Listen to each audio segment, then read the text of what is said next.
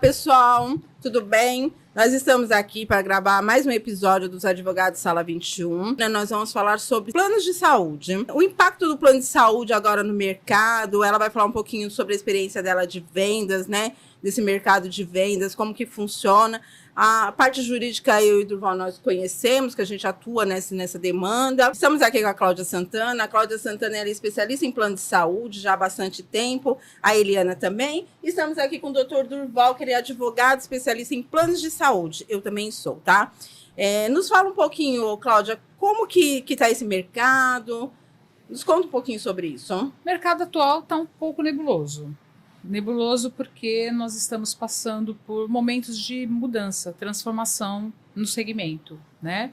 Nós, desde 99, a gente tem um marco super importante, em 99, com a Lei 9656, que veio regulamentar o mercado, né? Anterior a isso, cada operadora, seguradora dava um tipo de cobertura, né? O cliente poderia ficar cobertura de somente 30 dias em UTI, em hospital. A Lei 9656 ela veio para regulamentar tudo isso, tá? Então hoje os contratos, as coberturas, elas são muito semelhantes, né? Daquilo que é obrigatoriedade, todas têm que cobrir. E algumas outras coberturas extras o que faz com que cada contrato seja diferente um do outro. Então, hoje, como que está a contratação de plano de saúde? Hoje nós estamos basicamente contratando plano de saúde através de entidades de classe e empresas, através de CNPJ. O mercado de pessoa física praticamente foi extinguido. Temos poucas operadoras atuando nesse mercado por conta de regulamentação, exatamente, por isso que eu mencionei a regulamentação, porque essa regulamentação ela é importante, foi necessário que se fizesse, né, para beneficiar o próprio cliente, o próprio beneficiário, né, mas ela também trouxe algumas questões um tanto quanto complicadas para as operadoras, né? Sim. E me fala um pouquinho, para o nosso público que ele não sabe, o que é um plano contratado através de entidade de classe? O que é uma entidade de classe, na verdade? Então, esse plano o mercado conhece mais como planos coletivos, planos de adesão, tá? A entidade de classe da qual um profissional faz parte, né? Cada profissão, por exemplo, os advogados, tem a sua entidade de classe, que é a OAB, a CASP, que é a Caixa dos Advogados, onde você pode se vincular a essa entidade, ou engenheiro, ao CREA, né, por exemplo, ao Sindicato dos Engenheiros. Isso é uma entidade onde junta vários profissionais para ter regulamentação ali a respeito disso e oferecer alguns benefícios também para esses profissionais. E um dos benefícios é juntar aquele grupo para ter um plano de saúde com valores mais competitivos, né? Onde aquela entidade ou administradora vai ser o estipulante, estipulante seria quem comanda ali, quem administra aquele contrato.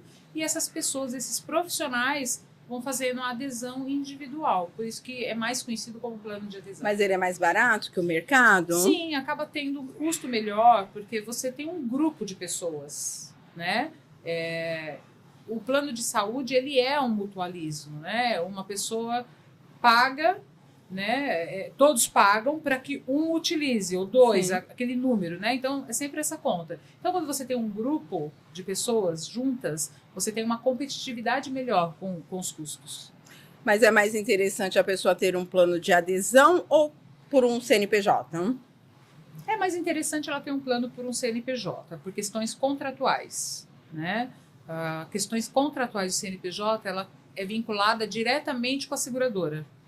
Enquanto um plano de adesão, ele tem um vínculo, como eu falei, do estipulante. Então, muitas vezes, você não tem a decisão de alguns pontos, você precisa estar embaixo da decisão da administradora.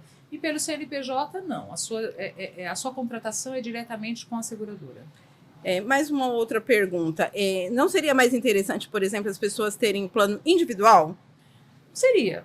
Mas o mercado hoje não está mais trabalhando com um plano individual. Por questões, por exemplo, existe hoje no mercado vocês como advogados podem falar isso, que vocês também conhecem bem esse mercado, muita judicialização.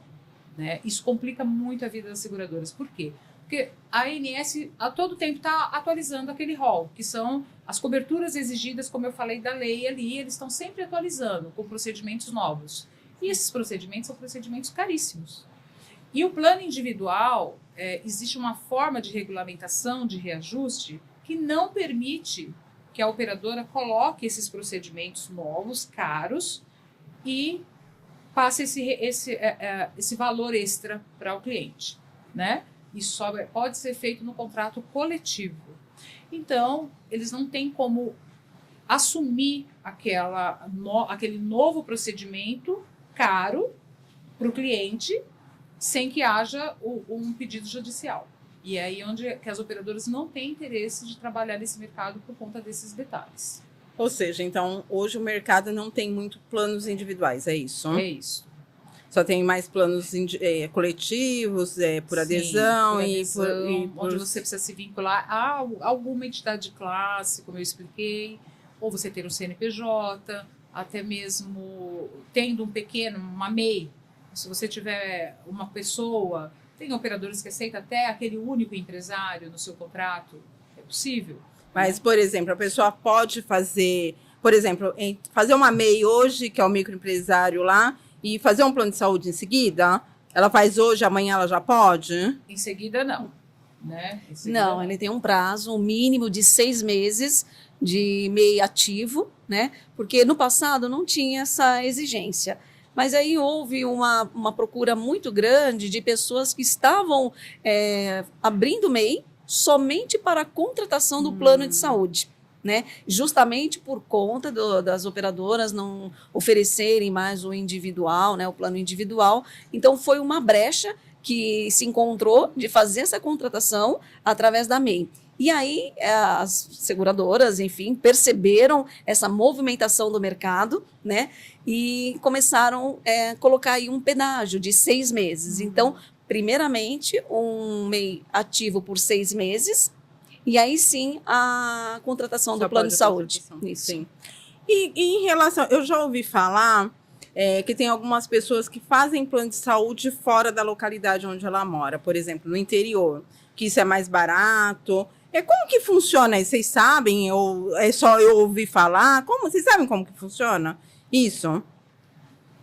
Existem tabelas diferenciadas, por quê? Aqui em São Paulo, nós temos aqui o polo de hospitais de primeira linha, vamos falar assim, Sim. mais conhecidos, onde tem um custo muito alto.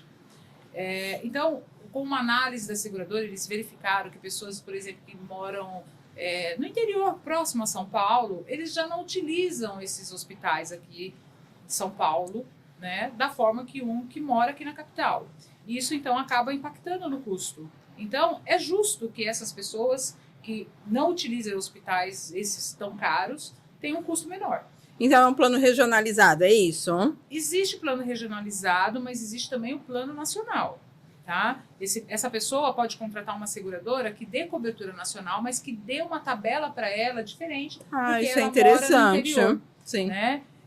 Existiu uma movimentação de pessoas que queriam contratar no interior, mas você precisa comprovar esse endereço, que você realmente reside ali, porque é um benefício, né? Sim. Para quem não está utilizando essa rede que tem um custo mais elevado em São Paulo. É igual você falou, né, Cláudia? Porque, assim, existe um polo. Então, aqui em São Paulo tem o polo dos hospitais de primeira linha. No interior, de repente, não tem esse polo. Então, por isso que o custo é menor, né?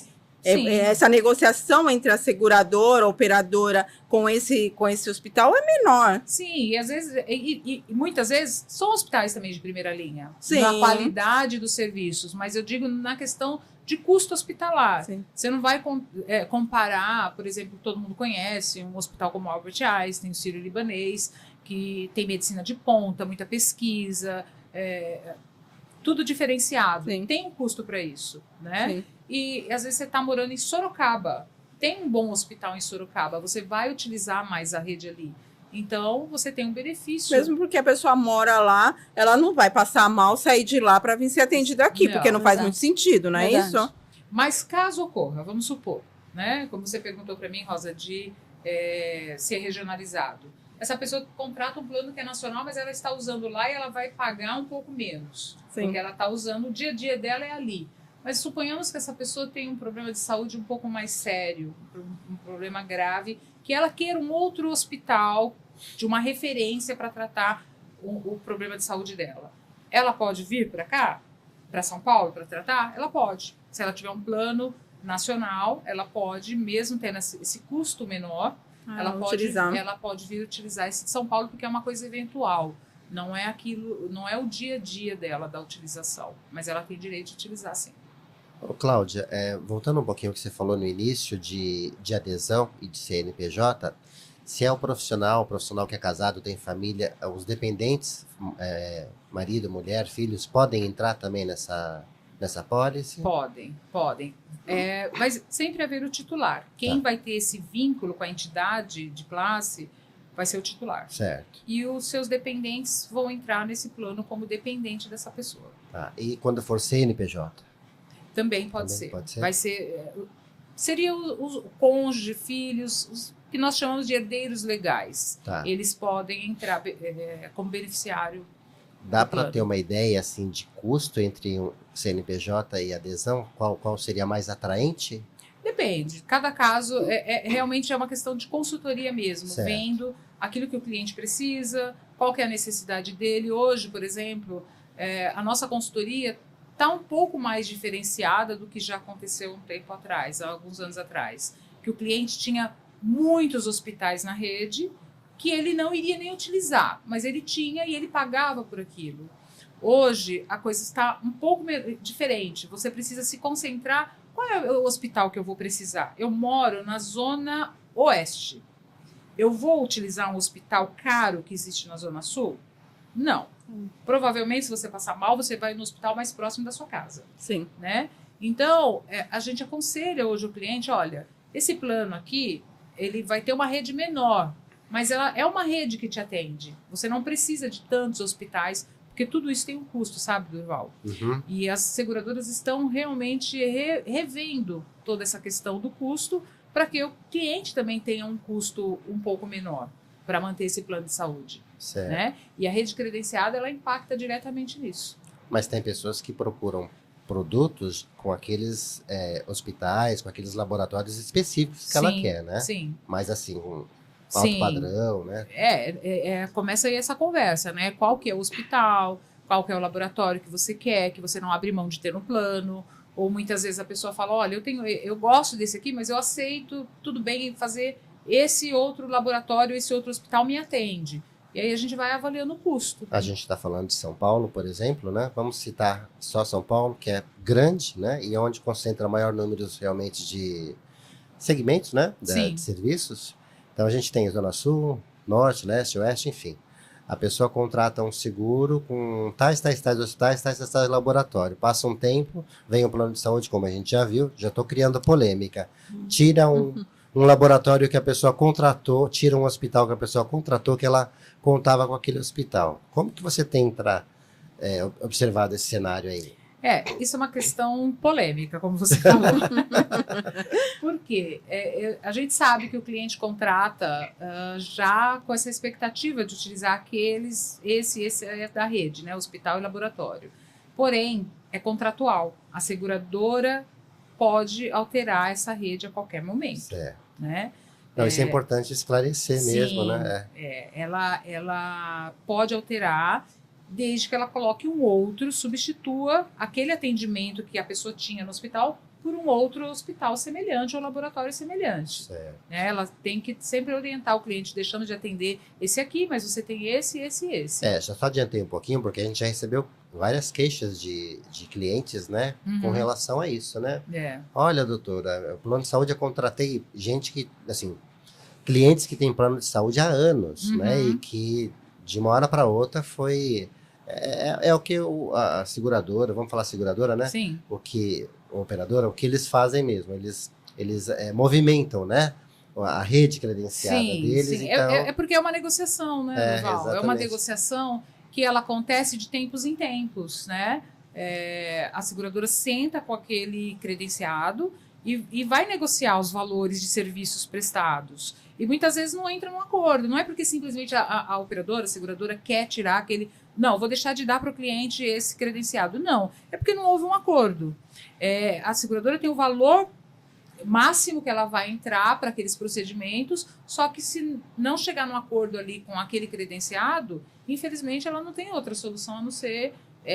não houve um contrato, não houve um acordo, então não tem como continuar prestando serviço naquela rede. Mas eu acredito que não entrou em acordo naquele momento, mas possa ser que no próximo momento, 2, 3 meses depois, voltem a negociar e entrem num acordo e volte, né? Então, de repente, ele para uns 2, 3 meses de atender e daqui a pouco pode voltar, não é isso? Sim. Tem essa possibilidade? É como eu te falei, esse acordo é feito de tempos em tempos.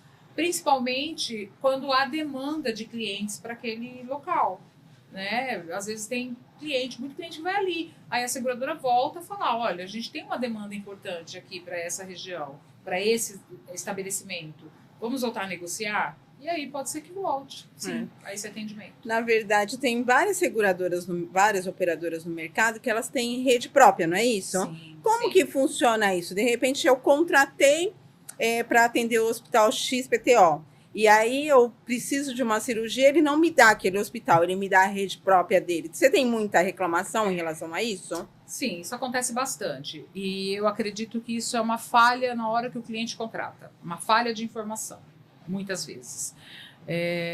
Porque existe uma diferença, Rosa, de plano de saúde, de seguro-saúde. Isso é importante falar para o nosso público. Tá? O plano de saúde, ele vai, diante das regras contratuais dele, permite que ele tenha uma rede própria. Sim. A rede própria, a gestão dessa rede, ela custa muito menos do que uma rede credenciada. O que é uma rede própria? É ter os seus próprios hospitais, a sua clínica, os médicos são funcionários ou prestadores de serviço para esse plano de saúde. Então, a gestão é própria, a gestão é para dentro da casa, né?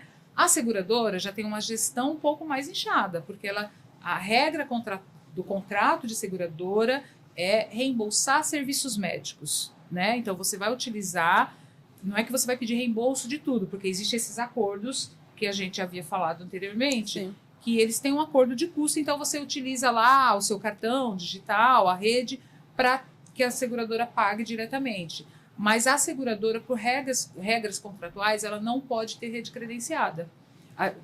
Ela não pode ter a rede própria, apenas rede credenciada, tá? Então, existe essa regra diferenciada de contrato. Então, o custo da seguradora para manter uma rede, ele é muito superior ao custo de uma assistência médica para manter a rede própria. A assistência médica pode ter rede credenciada também? Pode, como tem, tá? Então, muitas vezes, o que acontece nesse exemplo que a doutora Rosa falou? O cliente quer ele tem uma assistência médica e ele quer que o hospital credenciado, o hospital X. Só que a operadora tem o hospital dela Y. O custo daquela cirurgia aqui é 10 mil e aqui é 5. Onde que ela vai direcionar o cliente? Claro, para a rede própria dela. Tudo gira em torno de custo. Eu sei que isso é complicado para o cliente entender, porque ele tem as escolhas dele. Mas isso tudo impacta na mensalidade dele. Tudo isso, toda essa análise, ela é feita pela seguradora e pela operadora para que ela não tenha um custo elevado de reajuste no mês seguinte, no ano seguinte. Né? Esse exemplo que você citou ainda impacta também na questão própria do atendimento, né, do médico, né? Porque às vezes o médico ele quer fazer naquele hospital e não no hospital, né? Do plantão. Então são vários... Impacta. E isso é uma questão vários assim... problemas que são verificados aí no meio do caminho. É uma questão de insatisfação, realmente. Gera muita insatisfação. Mas o que eu sempre oriento, por exemplo, aos meus clientes, é orientar exatamente qual é o produto que ele está adquirindo. Quando o cliente sabe o que ele está adquirindo, olha, o seu plano é esse, você vai precisar ir em rede própria, você não vai ter reembolsos, você não vai ter escolhas de hospital, você está ciente, você aceita essas regras, isso vai gerar muito menos insatisfação do que ele contratar uma coisa que ele achou que era e não é. Sim. Muito isso é importante, diferente, né? Sim. Muito diferente daquilo que ele está imaginando, né, Eliana? Porque Verdade. tem cliente que quer reembolso, mas não contratou um plano com reembolso. E sem falar que a diferença é significativa, né? Então, a partir do momento que ele tem ciência dessas coberturas, ele tem ciência também do valor que ele está pagando inferior, bem inferior em relação ao seguro-saúde, né? Sim. Isso é importante, né? Isso é muito... É a questão da gestão mesmo, né? Você fazer a gestão de coisas que não está dentro da sua casa, ela é muito mais complexa e tem um custo alto, né? Reembolso, por exemplo, é algo que tem um custo muito alto dentro do plano de saúde. E nosso mercado, como eu falei no início, né, da nossa conversa aqui, o mercado está em transformação, os reembolsos vêm caindo, muitos planos que tinham reembolsos não terão mais, né? Ah, tá mudando isso no mudando, mercado agora. Tá mudando bastante. A gente tem alguns produtos que têm reembolsos definidos para alguns procedimentos, para outros não. Nossa, que interessante isso. E nós temos hoje também, eu vou chamar de franquia, que acho que é mais fácil de compreender. Da coparticipação. Isso. Igual eu faço sempre um paralelo da franquia do carro. Sim, né? fica mais Pro cliente fácil para as entender pessoas melhor. isso. Você tem o seu carro, você sabe se você bater, se você vai assumir uma franquia. Sim, Né? Todo mundo já sabe o que é franquia. sim. E no plano de saúde vai ser isso agora. É isso que nós temos. Os novos produtos é isso. Vai ter a coparticipação, que é a sua participação dentro daquilo que a seguradora vai ter de gasto. É igual uma franquia. Mas todos os produtos estão assim agora, Cláudio? A grande maioria do mercado. Os que não têm estão vindo para esse produto. Mas as pessoas não têm medo, os seus clientes não têm medo quando te procura para falar assim, você fala, eu tenho um produto que é coparticipação ou que paga uma franquia, eles não têm medo de vir uma conta assim astronômica, falar, mas como que eu vou pagar? Eu já pago a mensalidade, né? Porque acho que esse é o medo de todo mundo, não é? É um grande questionamento isso, Rosa. Mas é uma questão de mudança de cultura. Sim. Né? É necessário. As contas dos planos de saúde Não estão fechando? não estão fechando. E foi necessário essa readequação para que o mercado se mantivesse. Porque hoje nós sabemos que existe um percentual muito grande da população que depende dos serviços médicos particulares. Sim. Né? O nosso serviço médico público não dá conta. Então, o cliente tem sim essa preocupação, esse susto, esse estranhamento, e vai de novo do nosso papel enquanto consultores, de explicar para o cliente como é que funciona, que não é um absurdo a franquia, que ela reduz um percentual importante do custo mensal dela, tá? Se ela fizer uma conta de sempre de 12 meses, ela vai ver que muitas vezes a coparticipação vai ser menor do que ela ter um valor superior na mensalidade, que eu sempre explico, é uma questão de 12 meses.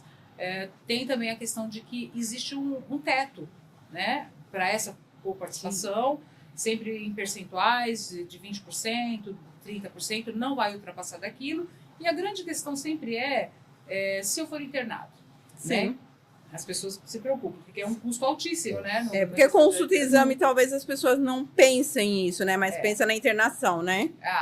Mas se eu ficar internado, eu não sei, se eu ficar 30 dias em UTI, isso vai custar 300 mil reais, 500 mil reais, eu vou ter que pagar 30% disso? Sim. Vou quebrar. Não é assim que funciona. Né? Existe uma limitação para aquele procedimento. Nossa, né? interessante isso. Então, a internação, ela tem uma taxa definida para aquele procedimento. Então, independe de quanto tempo a pessoa vai ficar internada, independe de quantos procedimentos ela irá fazer durante aquela internação.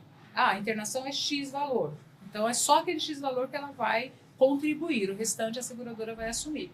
Interessante. Outro dia nós analisamos um contrato de um cliente nosso e a gente percebeu que algumas consultas básicas, tipo clínico geral, pediatria, ginecologia, enfim, não teria essa coparticipação. Isso é em todos ou será que é só nesse contrato que a gente analisou? Depende.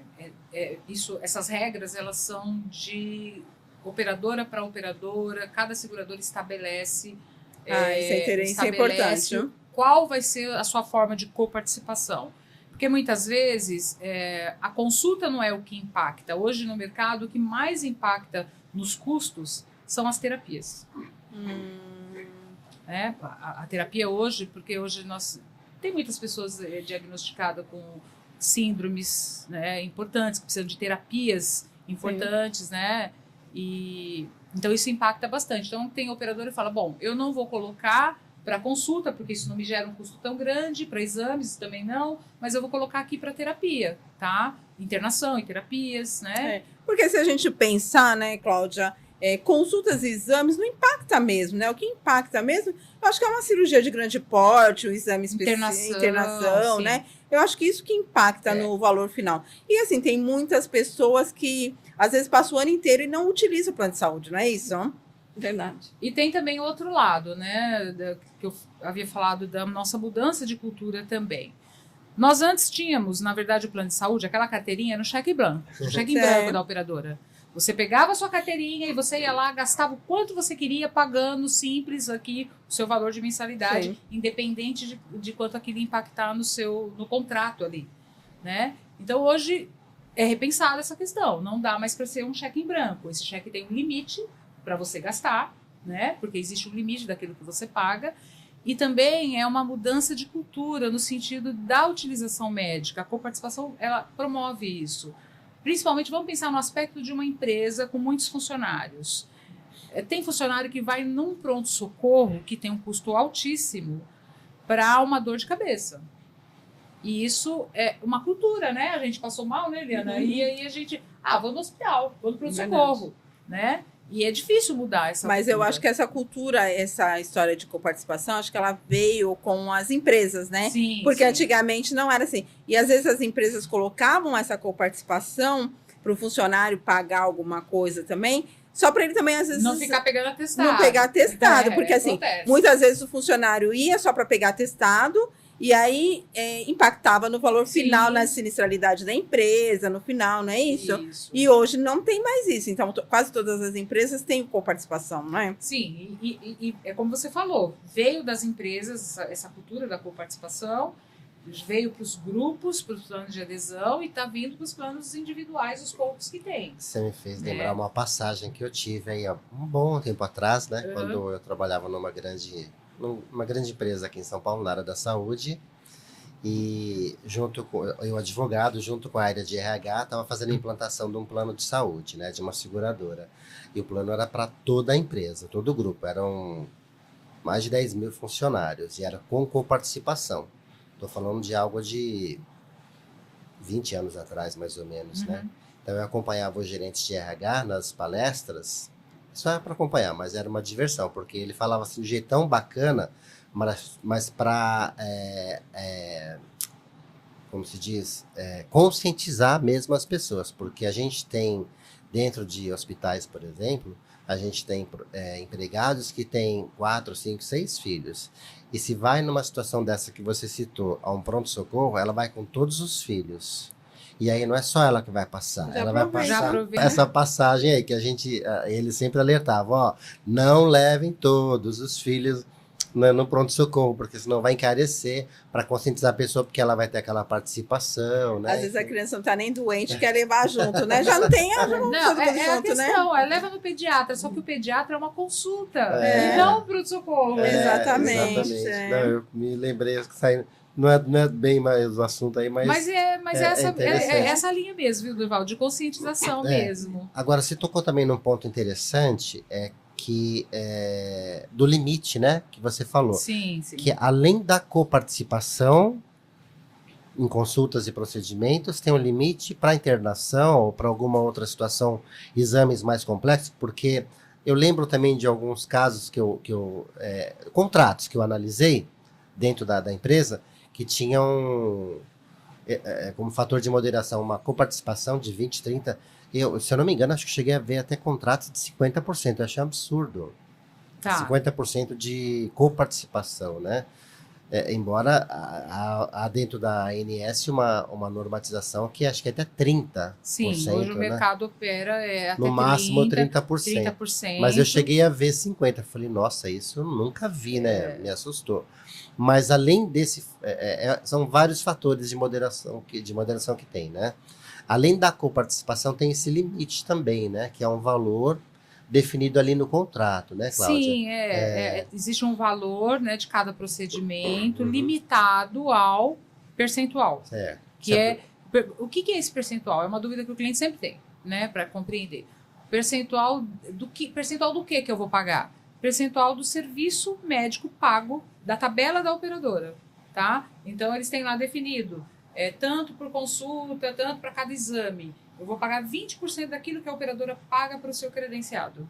Isso é interessante. Entendeu? Porque senão a pessoa fica pensando assim, a conta hospitalar deu 100 mil. Eu vou pagar 30% desses 100 mil? Né? Essa é a dúvida. Dentro tem o valor de quanto custa aquele procedimento, quanto que é pago. Eu vou pagar 20% se o seu contrato for 20%, se o seu contrato for 30%. Né? Você tem que observar qual é o percentual contratado ali e vai pagar aquele valor. E eu pago diretamente para o prestador na hora que eu saio ou para a operadora? Não. Esse valor ele é contabilizado e quando vem a sua próxima fatura no mês subsequente, lá o seu boleto, eles vão mandar, existe um prazo, nem sempre vem no mês subsequente, às vezes o hospital demora de passar, pode ser que venha até no segundo mês subsequente. Isso é importante, porque às vezes a gente fala para o nosso público isso, e aí eles ficam imaginando, eu vou contratar um plano de coparticipação ou franquia mesmo, como você disse, e aí eu vou ter que levar, por exemplo, eu não tenho dinheiro hoje, aí eu vou no hospital, e aí como que eu vou pagar, né? Então as pessoas ficam com essa dúvida e com esse medo. Então nem vou no hospital, porque como que eu vou pagar, né? Sim. Mas às vezes vem a surpresa, né? A pessoa não está preparada, essa demora, esse tempo que você falou, né? 2 meses, 3, até mais, eu acho. Mas eu acredito que a pessoa, já que utilizou, ela pensa mais ou menos quando vai vir, né? Mas ela pensa, mas ela não tem ideia de quando vem. Tipo, eu usei hoje, setembro. Vem o mês que vem, outubro? Não. Vem em novembro? Não vem. Vem em dezembro? Vem em janeiro. E às vezes junta. Junta tudo que você... Então, vem assim, a pessoa não está preparada, né? E vem um custo alto. Estou lembrando aqui de novo um caso. Eu tenho um caso de uma cliente, não vou citar, né? Até por questão de sigilo, que ela está sendo cobrada 100% do custo operacional. E o dependente dela tem câncer. Tem casos. Né? Chegou uma conta para ela de 80 mil reais. Tem casos que realmente o cliente vai precisar de um serviço. Mas desculpa, assim, só já adiantar. É um funcionário que está na condição de inativo. Tá. Né, que dentro da lei lá, né, tem os ativos e inativos, que é ativo empregado, né? E ela está na condição de inativa, aposentada. Entrou num plano lá. Essa condição de inativa é uma condição um pouco diferenciada. Ela está no contrato da empresa, só que ela é dela, é individual isso. Ela só está atrelada ao contrato da empresa para que ela continue, que é uma exigência de lei, que dependendo da quantidade de tempo que o funcionário está na empresa, ele pode ficar até 2 anos atrelado a esse contrato, porém, aquela responsabilidade é dele. É dele, isso. O pagamento completo é dele. Né? Mas quando você tem o custo certo, né, a mensalidade, a contribuição certa, né? Sim. No caso, não, ela está sendo cobrada do custo operacional. É como se você entrasse no hospital e tudo que você gasta no hospital você paga.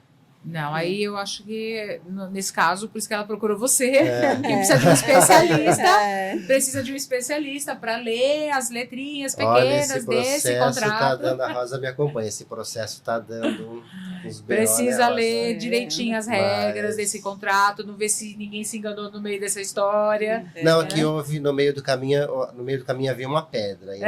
Havia uma pedra no meio do caminho. Aí o plano de saúde mudou no meio do caminho. Então, mudou o plano de saúde, mudou a condição, mas ficou pior do que já estava, sabe? Então, mas o Durval é ótimo para chutar pedras. Só fazer um link, né, desse questionamento com o nosso podcast do Seguro de Vida, né? A partir do momento que existe uma apólice com a contratação da cláusula doenças graves, como a Cláudia mencionou no quadro anterior, o próprio seguro ele vai cobrir essas despesas. Nossa, que interessante. Né? Vai cobrir essas despesas de doenças graves. Então, ele pode utilizar essa cláusula do seguro diante dessa situação.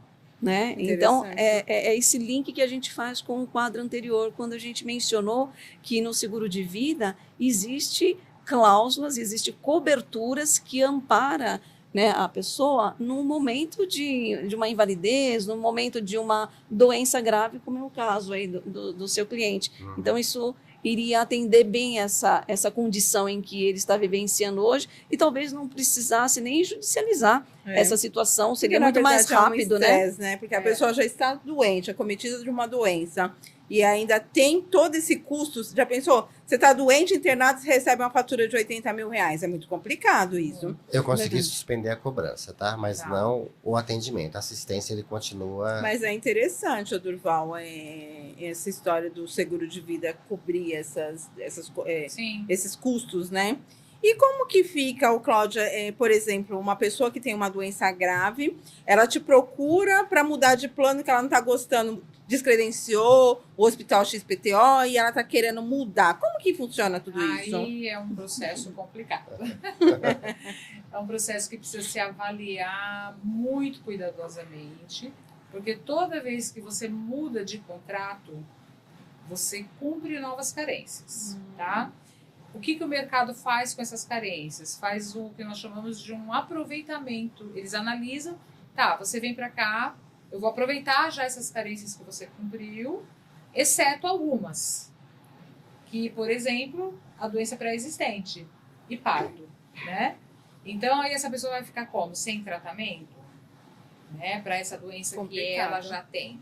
Então, o que a gente orienta nesse caso, que é o dispositivo da portabilidade de carências, que é um outro processo. A pessoa vai lá no processo administrativo, junto à ANS, e vai apresentar para a operadora, já com aquele problema de saúde, com essa portabilidade, após uma análise, pode ser que a operadora aceite ela com aquela doença pré-existente, sem ter que cumprir novas carências. Mas Porque a toda uma portabilidade é isso, né? A portabilidade, você porta toda a carência que você tem lá. Sim, Você só não pode ter internado, enfim. isso. Mas você consegue fazer... você puxar esse cliente mesmo 100% É. para ir para outra operadora, Sim. né? Isso vai da análise de cada uma, da operadora que ela vai, Sim. de análise de documentação, mas assim, é possível, É. mas é delicado. Eu Mas sempre- a pessoa diretamente, por exemplo, ela consegue fazer essa portabilidade lá na ANS. Mas no plano de saúde, ela cumpriria novos prazos de carência. Não, se for a portabilidade, não. Ela Não, não cumpre se for- novos pontos. Por exemplo, se for, na verdade, se não for a portabilidade. Se não for a portabilidade, ela vai cumprir novos prazos de carência. e nem sempre é o ideal, porque ela não pode Ela esperar. não pode Por parar. exemplo, esse cliente que o Durval falou, ele não pode esperar os 2 anos, por exemplo, Não de pode. carência, É. né? Não pode. Então, por isso que eu falo que sempre aí nesse caso, volto a dizer, é importante uma assessoria Sim. jurídica para orientar o cliente certinho, o que ele pode fazer e tentar uma negociação, porque não é um momento realmente para ele trocar de plano. Sim. Ele está tendo a cobertura ali, tratando aquele problema, e a outra operadora vai analisar se vai querer cobrir isso que ele já está tratando. Agora vamos imaginar uma outra situação. Vamos imaginar que a pessoa trocou de plano agora e daqui 3 meses ela descobre que ela tem um câncer. Como que fica em relação a isso? Ela não sabia. Não, aí é uma cobertura normal. Normal. Né? Se ela estiver cumprindo prazos de carências para alguns procedimentos, vai continuar, mas ela vai estar tendo tratamento, porque não é uma doença que ela já sabia antes do contrato. O diagnóstico veio após a assinatura do contrato.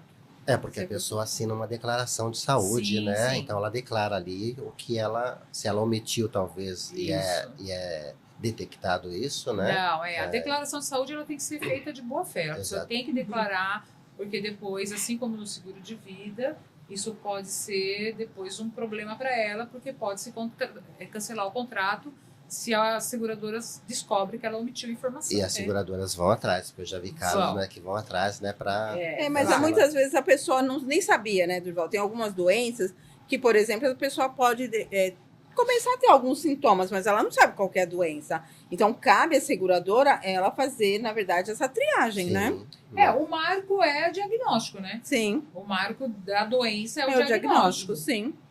Se ela não teve o diagnóstico, trocou de plano, ela não podia ter mencionado. Agora, Sim. se ela já tem o diagnóstico, ela precisa mencionar nessa declaração de saúde. Verdade. Então é isso, pessoal. A gente está se encaminhando para o final. Recebemos hoje a Cláudia e a Eliana com o Durval. Nós falamos bastante sobre planos de saúde, sobre carência, sobre coparticipação, sobre portabilidade. Muito obrigado e tenha uma boa tarde. Obrigada Obrigada, pelo então. convite. Obrigado a vocês pela participação, pela presença e pelo por enriquecer o nosso podcast com muito todas as bom. informações. Então, nos Obrigado. sigam nas redes sociais, Advogados da Sala 21. Até mais, tchau, tchau. Até o próximo.